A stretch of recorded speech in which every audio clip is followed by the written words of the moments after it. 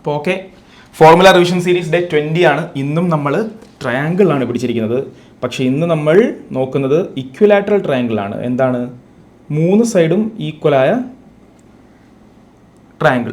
അപ്പോൾ ഒരു side A ആണെങ്കിൽ എന്താ, മറ്റേ എല്ലാ സൈഡും എ ആയിരിക്കും.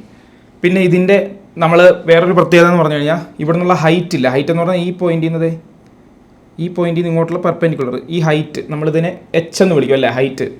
അത് ഇതിനെ രണ്ടിനെയും 2 ഭാഗങ്ങളായിട്ട് ഡിവൈഡ് ചെയ്യും. ഓക്കെ, അതവിടെ ഇരിക്കട്ടെ. ഇത് ഇക്വിലാറ്ററൽ ട്രയാങ്കിൾ ആണ്. ഇതിൻ്റെ ഏരിയ എന്ന് പറഞ്ഞു കഴിഞ്ഞാൽ √3/4 a² ആണ്. √3/4 a². എ എന്ന് പറഞ്ഞാൽ സൈഡ്, ഇതാണ് ഏരിയ. ഓക്കെ, ഇനിയിപ്പോൾ നിങ്ങൾക്ക് ഹൈറ്റിൻ്റെ വേണമെങ്കിൽ ഒരേപോലെ തന്നെയാണ്. √3/2 ഇൻറ്റു എ, കണ്ടോ? അപ്പോൾ √3/2 ഇൻറ്റു എ. അപ്പോൾ ഇങ്ങനെ ഓർത്താൽ മതി. ഏരിയയുടെ താഴെ ഡിനോമിനേറ്റർ വലുതാണ്, ഹൈറ്റിൻ്റെ താഴെ ഡിനോമിനേറ്റർ പകുതിയാണ്. അങ്ങനെ ഓർത്തിട്ട് നിങ്ങളിത് പഠിച്ചു വയ്ക്കുക. അപ്പോൾ എന്താണ്, ഡേ 20 ആണ്. ഇതുവരെ ഇത് കാണാത്തവർ, ഇപ്പോൾ പുതിയതായിട്ട് കാണുന്നവർ ഡേ 1 തൊട്ടുണ്ട്, എല്ലാം പോയി കാണുക. നിങ്ങൾക്ക് യൂസ്ഫുൾ ആയിട്ടുള്ളതാണ്. ചാനൽ സബ്സ്ക്രൈബ് ചെയ്യുക പുതിയതായിട്ട് കാണുന്നവർ. അപ്പോൾ നന്നായിട്ട് റിവൈസ് ചെയ്യുക എല്ലാവരും. All the best. ഓക്കെ.